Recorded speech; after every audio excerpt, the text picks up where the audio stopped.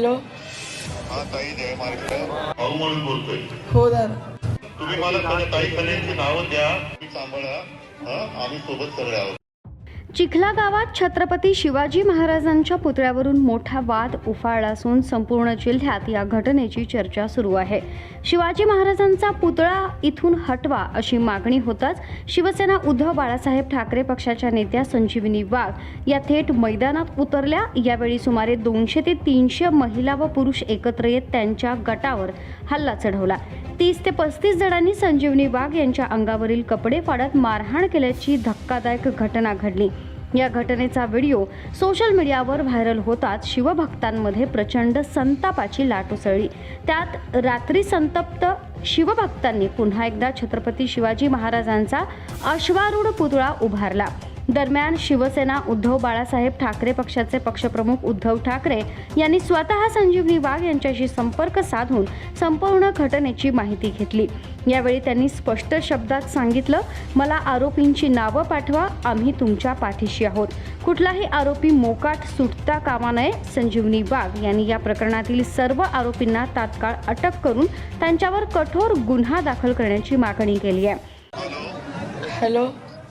हा ताई, जय महाराष्ट्र. जय महाराष्ट्र भाऊ. छत्रपती शिवाजी महाराजांवरची आपल्या सगळ्यांचं दैवत आहे, त्याच्यावरनं कुठे जातीपातीत मारामारी नको. आणि जे गुन्हेगार आहेत त्यांना शिक्षा झालीच पाहिजे, त्याचा आपण पूर्णपणे पाठपुरावा करून ते करू आपण.